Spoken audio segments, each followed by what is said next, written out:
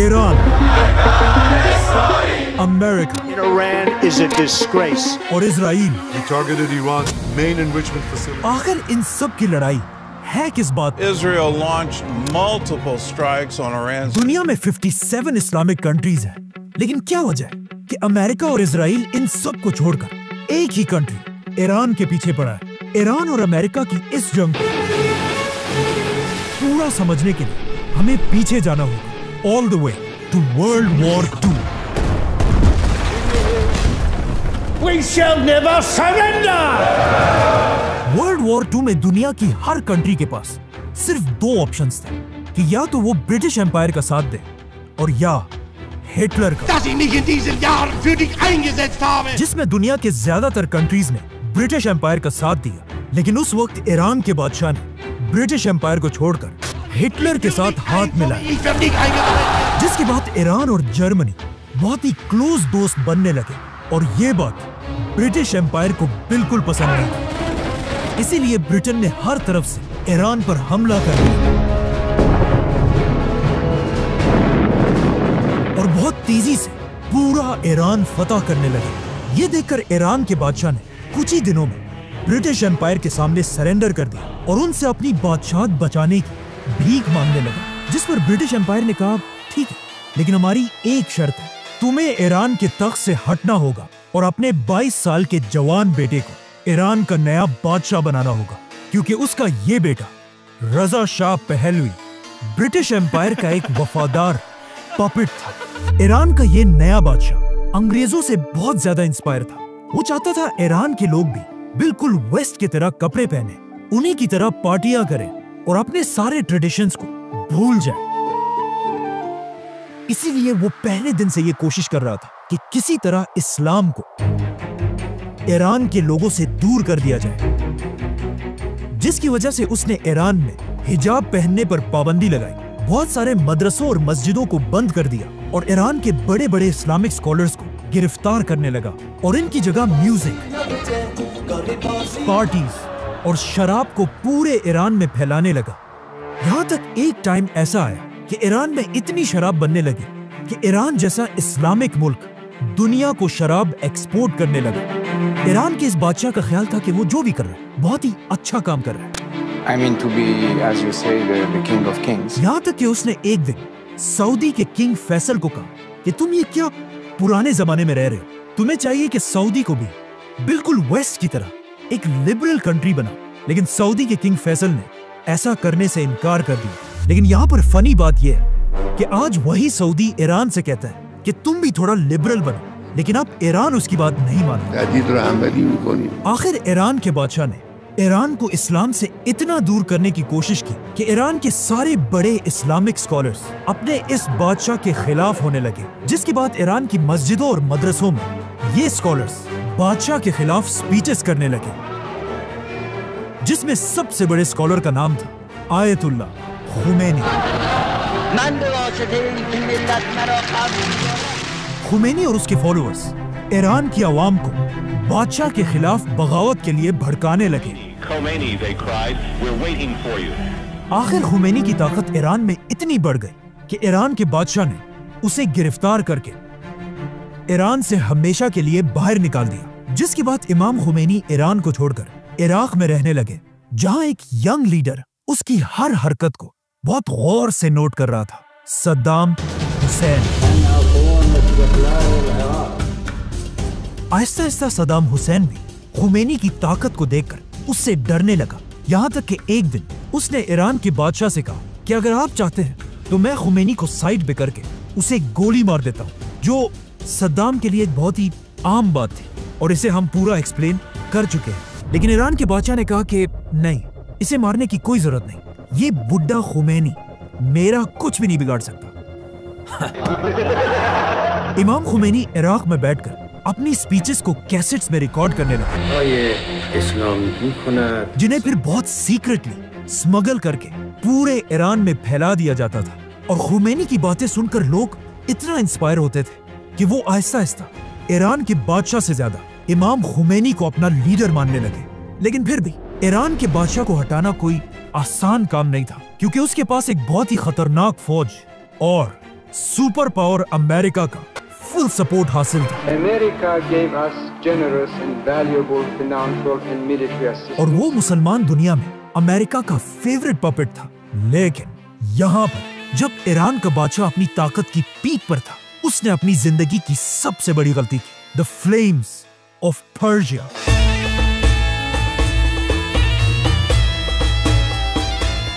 दुनिया की सबसे बड़ी और सबसे महंगी पार्टी। अचानक एक दिन ईरान के बादशाह ने ऐलान किया, द ग्रेट पर्शियन एम्पायर को दोबारा जिंदा करने के लिए ईरान में दुनिया की सबसे बड़ी पार्टी होगी। ये एक ऐसी पार्टी थी जिसमें दुनिया के सारे लीडर्स और बड़े बड़े सेलिब्रिटीज इनवाइट किए जाएंगे।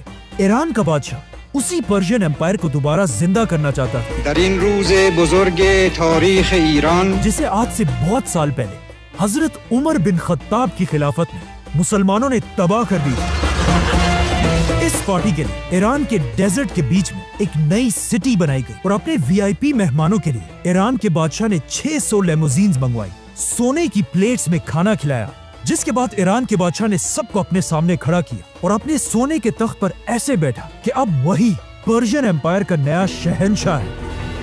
लेकिन अब जब ईरान का बादशाह अपनी अयाशी की जिंदगी गुजार रहा था, वहाँ ईरान के गरीब लोग सोचने लगे कि हम यहाँ खाने पीने की चीजों को तरस रहे हैं और हमारा बादशाह सोने की प्लेट में खाना खाता है। इसीलिए इस पार्टी के बाद ईरान के लोग बहुत तेजी से इमाम खुमैनी की सोच की तरफ बढ़ने लगे और खुमैनी ने भी अपनी कैसेट्स में ऐलान किया कि ईरान का बादशाह आज के दौर का यजीद है। आहिस्ता आहिस्ता खुमैनी ईरान में इतना ताकतवर हुआ कि ईरान के बादशाह को समझ आ गई कि अब उसे सिर्फ एक ही ताकत खुमैनी से बचा सकती है, सुपर पावर अमेरिका। तो वो बिल्कुल अपने बाप की तरह जाकर सुपर पावर्स के सामने भीख मांगने लगा, जिसके बाद अमेरिका, फ्रांस और बाकी कंट्रीज के प्रेसिडेंट्स ने मिलकर एक बहुत ही इंपॉर्टेंट मीटिंग की और इस मीटिंग के एंड में उन्होंने ईरान के बादशाह को क्लियरली कहा कि अब तुम्हें खुमैनी से कोई नहीं बचा सकता। और ये सुनते ही ईरान का बादशाह अपने मुल्क को छोड़कर हमेशा के लिए भाग गया। जैसे ही खुमैनी को पता चला कि ईरान का बादशाह उसके खौफ की वजह से ईरान को छोड़कर भाग चुका है, तो इमाम खुमैनी 14 साल एग्जाइल में रहने के बाद फाइनली ईरान की तरफ रवाना हुआ। दुनिया की तारीख में अब तक किसी भी लीडर के लिए इतने लोग जमा नहीं हुए थे जितना इमाम खुमैनी को वेलकम करने के लिए जमा हुआ। 70 लाख लोगों ने इमाम खुमैनी को ईरान में वेलकम किया, जो एक वर्ल्ड रिकॉर्ड था। जैसे ही खुमैनी ईरान पहुंचे, ईरान की जमीन से पहली बार डेथ टू अमेरिका और डेथ टू इजराइल के नारे लगने लगे। खुमैनी के फॉलोअर्स अमेरिका की एम्बेसी के सारे लोगों को गिरफ्तार कर लिया और खुमैनी ने अमेरिका के प्रेसिडेंट का नाम लेकर कि मैं इन 50 लोगों को तब तक रिहा नहीं करूंगा जब तक तुम अमेरिका ईरान के बादशाह को हमारे हवाले नहीं करते। और यहाँ से पहली बार अमेरिका और ईरान की दुश्मनी शुरू हुई। लेकिन ईरान का बादशाह कभी भी वापस ईरान नहीं आया और उसके मरने के बाद उसके बेटे ने ईरान का नया शाह होने का ऐलान किया। नाउ ईरान में खुमैनी ने अपनी नई इस्लामिक हुकूमत बनाई, लेकिन जैसे ही खुमैनी ईरान का लीडर बना, at the same time Iran के बिल्कुल पास इराक में भी एक नया लीडर बना, सद्दाम हुसैन। लेकिन यहाँ मसला ये था कि दुनिया के बाकी लीडर्स खुमैनी की ताकत से बहुत डरते थे, क्योंकि खुमैनी अपने स्पीचेस में बार बार बाकी मुसलमान दुनिया की आवाम को अपने बादशाहों के खिलाफ बगावत करने पर उभारते थे। ये देखकर इराक के लीडर सद्दाम हुसैन ने अमेरिका और अरब लीडर्स के कहने पर खुमैनी पर हमला कर दिया और 8 साल तक ईरान और इराक के दरमियान एक बहुत ही सख्त जंग हुई। लेकिन सद्दाम हुसैन के पास पूरी दुनिया की सपोर्ट होने के बाद भी वो खुमैनी को उसके तख्त से हटा नहीं सका और आखिर 8 साल बाद जैसे ये जंग खत्म हुई, उसके कुछ ही अरसे बाद इमाम खुमैनी इस दुनिया से चले गए। खुमैनी का जनाजा दुनिया की तारीख का सबसे बड़ा जनाजा था, क्योंकि उसके जनाजे में 1 करोड़ लोग शामिल थे, जो आज तक Guinness book of world records में किसी भी लीडर के लिए दुनिया की सबसे बड़ी गैदरिंग है। जिसके बाद ईरान के मिनिस्टर्स ने मिलकर खुमैनी के बाद अपना नया लीडर चूज किया, आयतुल्लाह खुमैनी का स्टूडेंट आयतुल्लाह अली खामेनाई, जो आज तक ईरान का सुप्रीम लीडर है। इराक के साथ जंग खत्म होने के बाद ईरान के लीडर्स को समझ आ गई कि अब अमेरिका और इजराइल उनका पीछा कभी नहीं छोड़ेंगे जब तक ईरान के पास अपना खुद का एटम बॉम्ब ना हो। लेकिन अब मसला यह था कि एटम बम बनाना कोई आसान काम नहीं है, ये एक बहुत ही मुश्किल टेक्नोलॉजी है और उस वक्त कोई भी ईरान को ये टेक्नोलॉजी देने के लिए तैयार नहीं था। तो अब ईरान किसी ऐसे मिरेकल का इंतजार कर रहा था कि दुनिया का कोई मुल्क उसकी एटम बॉम्ब बनाने में मदद करे। और अजीब बात यह है कि एग्जैक्टली ऐसा ही हुआ। ईरान के बिल्कुल करीब एक मुल्क, दुनिया की पहली इस्लामिक कंट्री पाकिस्तान ने अपना पहला एटम बॉम्ब बनाया। Pakistan today successfully conducted 5 nuclear tests. Pakistan का एटम बम बनाने के बाद अब्दुल कदीर खान बहुत ही सीक्रेटली ईरान को एटम बम बनाने के लिए सेंट्रीफ्यूज टेक्नोलॉजी भेजने लगे। एटम बम बनाने के लिए सेंट्रीफ्यूज मशीन सबसे इंपॉर्टेंट चीज है, जो आसान अल्फाज में बिल्कुल एक वॉशिंग मशीन की तरह घूमता रहता है, लेकिन इसमें कपड़ों के बजाय यूरेनियम डाला जाता है। अगर इस मशीन में यूरेनियम को थोड़ी देर के लिए रखा जाए 5% तक, तो उससे बिजली बनती है। लेकिन अगर यूरेनियम को बहुत देर तक इस मशीन में रखकर घुमाया जाए 90% तक, तो उससे एटम बॉम्ब बनता है। ईरान पाकिस्तान की इस टेक्नोलॉजी को यूज करके बहुत तेजी से न्यूक्लियर प्लांट्स बनाने लगा। लेकिन जैसे ईरान ने ये सब करना शुरू किया, अमेरिका को किसी तरह इस सब की खबर मिल गई।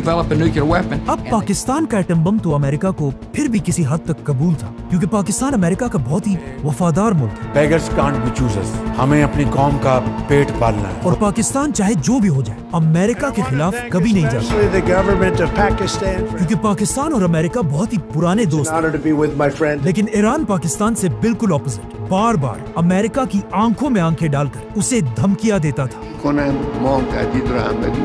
इसीलिए जैसे ही अमेरिका को ईरान के इस प्रोजेक्ट का पता चला, अमेरिका का प्रेसिडेंट पूरी दुनिया के सामने आया और उसने अपनी स्पीच में कहा कि दुनिया में कुछ मुल्क ऐसे हैं जो अपने लिए केमिकल और एटम बॉम्ब बनाना चाहते हैं।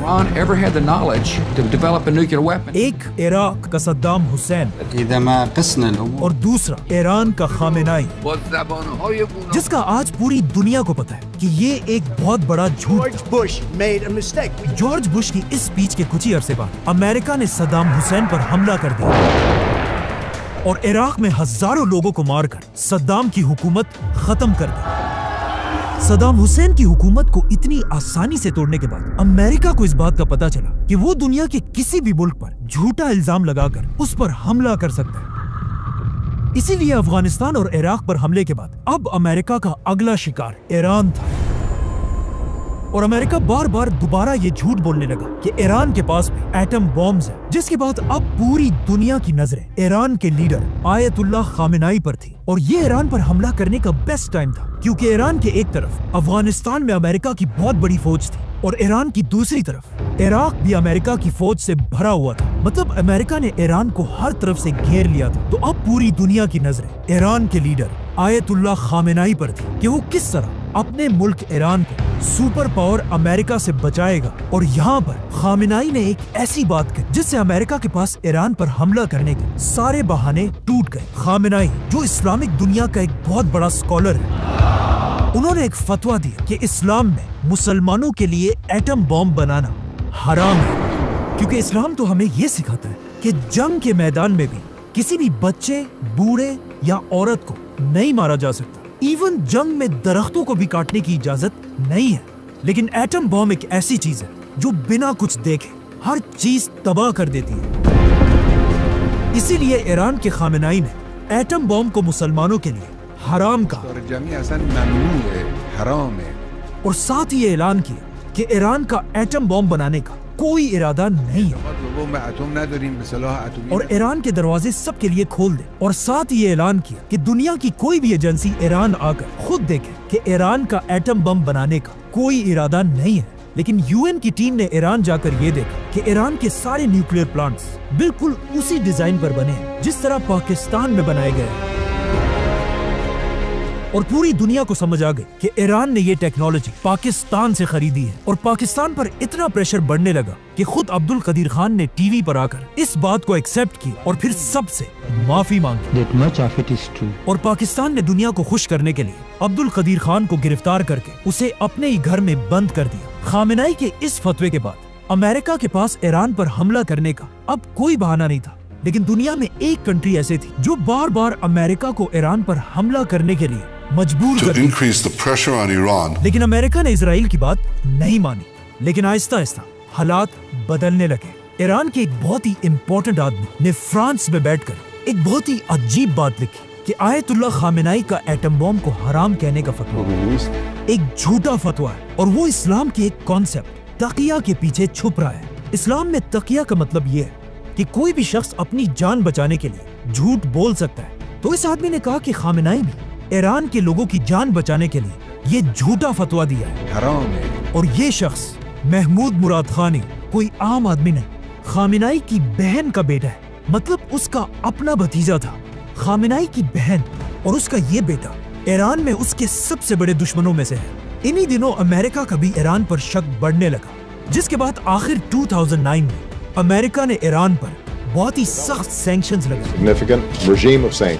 इस ग्राफ को देखें। अमेरिका के सैंक्शन से पहले ईरान की इकोनॉमी बहुत तेजी से ऊपर जा रही थी, लेकिन जैसे ही अमेरिका ने सैंक्शंस लगाए ईरान की पूरी इकोनॉमी बिल्कुल बैठ गई। अमेरिका के इन सैंक्शंस के बाद ईरान जैसी ऑयल और गैस से मालामाल कंट्री बिल्कुल बैंकरप्ट होने लगी।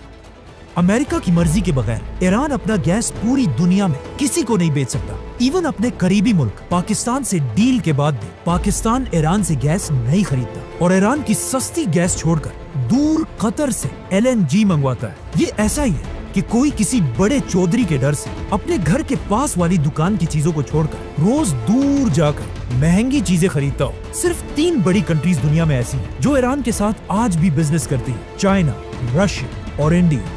आखिर अमेरिका के इन सैंक्शंस की वजह से ईरान के हालात इतने खराब हुए कि ईरान की गवर्नमेंट अमेरिका से डील करने के लिए तैयार हो गई और आखिर अमेरिका के प्रेसिडेंट बराक ओबामा के साथ ईरान ने nuclear deal historic understanding with Iran. कि ईरान एटम बम नहीं बनाएगा, जिसके बदले में अमेरिका ईरान से सारे सैंक्शंस हटा देगा Framework would cut off every pathway that और Iran ईरान की इकोनॉमी दोबारा स्ट्रॉन्ग हो जाएगी, जो दोनों मुल्कों के लिए एक बहुत बड़ी कामयाबी थी। लेकिन पहले दिन से अमेरिका में एक शख्स ऐसा था जो इस डील के सख्त खिलाफ था, Donald Trump. I have really nothing better to do. और डोनाल्ड ट्रंप इस डील के इसलिए खिलाफ था क्योंकि अमेरिका में यहूदियों का एक बहुत बड़ा नेटवर्क है जिनकी सपोर्ट के बगैर अमेरिका में कोई कुछ भी नहीं कर सकता। इसीलिए अपने पहले इलेक्शंस जीतने के कुछ ही अरसे बाद Constitution of the United States. Donald Trump ने ईरान से की हुई डील खत्म कर United States will withdraw from the Iran nuclear deal. और एक बार फिर ईरान की इकोनॉमी कमजोर करने के लिए ईरान पर सख्त सैंक्शंस लगाए, These are the highest sanctions ever imposed on a country. जिससे ईरान की इकोनॉमी एक बार फिर तेजी से गिरने लगी। लेकिन ऑफ कोर्स ईरान भी ईरान है, वो बाकी मुस्लिम दुनिया की तरह डर कर खामोश रहने वाला नहीं था। जैसे ही ट्रंप ने ईरान पर पाबंदियां लगी, ईरान ने अपना न्यूक्लियर प्रोग्राम दोबारा शुरू किए। लेकिन दूसरी तरफ डोनाल्ड ट्रंप को भी सब जान कि वो दुनिया में अपने अलावा किसी की भी बदमाशी बर्दाश्त नहीं करता। Bloody rampage is now. जब ईरान ने अमेरिका की आंखों में आंखें डाली, डोनाल्ड ट्रंप ने उन्हें सबक सिखाने के लिए अचानक एक दिन एक मिसाइल हमले से ईरान के आर्मी चीफ कासिम सुलेमानी को उड़ा दिया। Qasem Soleimani has been killed. ये ईरान और उसके अवाम के लिए बहुत ही बेइज्जती की बात थी कि कोई इतनी आसानी से पूरी दुनिया के सामने उनके आर्मी चीफ को मार दे, जिससे आहिस्ता आहिस्ता ईरान में अमेरिका के खिलाफ गुस्सा बढ़ने लगा। और जैसे ही सुलेमानी की मौत के बाद ईरान में नए इलेक्शंस हुए। ईरान के अगले इलेक्शंस में एक नया प्रेसिडेंट आया, इब्राहिम रईसी, जो ईरान का बहुत ही सख्त प्रेसिडेंट था और किसी हाल में भी अमेरिका और इजराइल के सामने झुकने के लिए तैयार नहीं था। इब्राहिम रईसी के प्रेसिडेंट बनते ही ईरान का न्यूक्लियर प्रोग्राम दोबारा बढ़ने लगा और इसके साथ ही सदर बनते ही सबको ये बात क्लियरली समझा दी कि ईरान अब अमेरिका से कोई डील नहीं करेगा। और इसके साथ ही उन्होंने इजराइल के खिलाफ लड़ने वाले सारे ग्रुप्स को फंडिंग और वेपन्स भेजना शुरू किए और उन्हीं के दौर में इजराइल और गजा की वॉर शुरू हुई। लेकिन हम सबको पता है, जब कोई भी लीडर अमेरिका और इजराइल के खिलाफ इतना ओपनली बोलता है तो उसके साथ क्या होता है? President Raisi died when their helicopter crashed on. रईसी के जाने के बाद आज से 1 साल पहले ईरान में दोबारा इलेक्शंस हुए, जिसमें ईरान की अवाम ने इब्राहिम रईसी से बिल्कुल ऑपोजिट लीडर चूज किया, जो एक बहुत ही सॉफ्ट और काम इंसान है, जिसने प्रेसिडेंट बनते ही सबसे पहले ऐलान किया कि हम आज भी आयतुल्लाह खामेनाई के उसी फतवे के साथ मजबूती से खड़े हैं और ईरान कभी भी एटम बॉम्ब नहीं बनाएगा। Nukes, so they are not developing nukes. साथ ही उन्होंने ये भी कहा कि ईरान अमेरिका बल्कि पूरी दुनिया के साथ डील करने को तैयार है, जिससे बहुत ही सीक्रेटली आज से कुछ ही अरसा पहले अमेरिका और ईरान की दोबारा डील के लिए मीटिंग्स होने लगी। लेकिन इजराइल कभी भी ये नहीं चाहता कि अमेरिका और ईरान की आपस में डील हो जाए और इजराइल हर तरह की कोशिश करने लगा, जिसके बाद इजराइल दोबारा ईरान पर झूठे इल्जाम लगाने लगा। Iran has never given up its quest for nuclear weapons. कि ईरान 1 महीने के अंदर अंदर एटम बॉम्ब बनाने जा रहा है, It could be within a few months. जो वो पिछले 25 साल से कर रहा है। Iran has never given up its quest for nuclear weapons. Who will be the first to achieve nuclear weapons? From there, it's only a few months, possibly a few weeks. Iran could produce a nuclear weapon in a very short time. An initial device within months. ये कैसा atom bomb है जो पिछले 25 साल से 1 महीने में बनने वाला है, लेकिन आज तक नहीं बना? इजराइल ने ईरान पर यह इल्जाम भी लगाया कि ईरान बार बार अमेरिका के प्रेसिडेंट डोनाल्ड ट्रंप को मारना चाहता है। इसीलिए आज इजराइल ईरान पर हमला करके ईरान के हर उस शख्स को चुन चुन कर मार रहा है। Where at least 8 people have been killed. The top advisor to Iran's supreme leader has died after being. जो अमेरिका के साथ डील करना चाहते हैं, और इन हमलों से इजराइल यही कोशिश कर रहा है कि किसी तरह ईरान गुस्से में आकर कोई ऐसा गलत कदम उठाए जिससे सुपर पावर अमेरिका ईरान पर हमला कर दे और आज से बहुत साल पहले बनने वाली आयतुल्लाह खुमैनी की हुकूमत टूट जाए। सब्सक्राइब।